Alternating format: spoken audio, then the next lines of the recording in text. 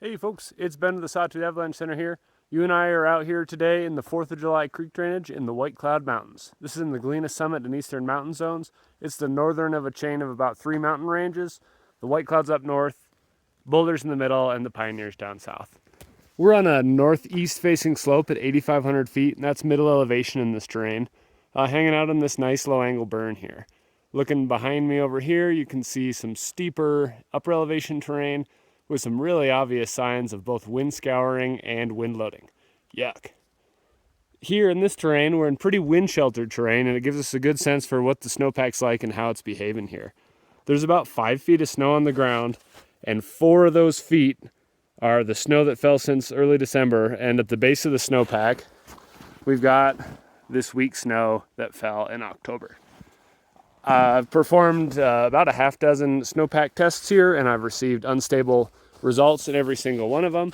And you can see, kind of looking at the snow surface here, along this line here, that the snowpack, when it's collapsing on that weak layer, it's dropping about a centimeter into that weak snow located near the ground. We're seeing avalanche danger decrease slowly across our area. Today, the avalanche danger is moderate in this zone. You may wonder why the danger is moderate when we have this pretty ugly weak layer near the ground. And that's because the likelihood of triggering an avalanche on that weak layer is decreasing. It's decreasing because it's been a number of days since we've loaded that weak layer in that big storm that ended on the 7th. And because the weak layer is armored by this relatively thick slab of snow that's particularly dense near the ground here. Even though that likelihood's decreasing, the consequences of triggering an avalanche on that aren't decreasing.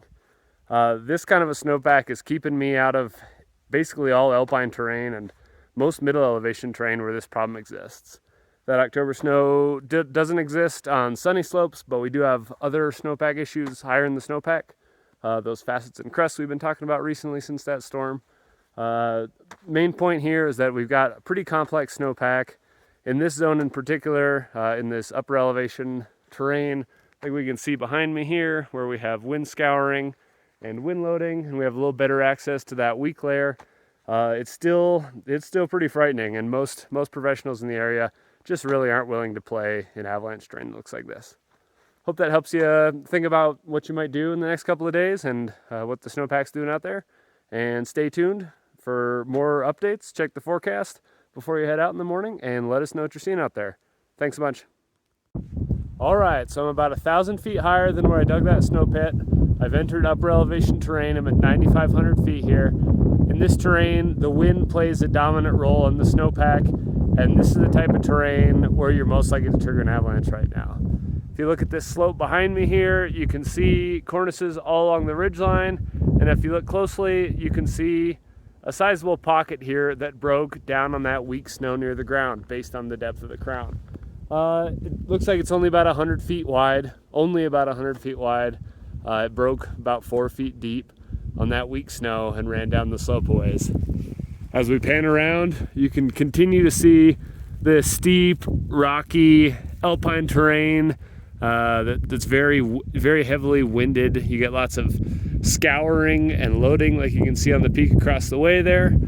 And you probably can't make it out, but I'll try to overlay a photo over this. You can see a pretty sizable avalanche off in the distance here on this really winded flank of this peak here.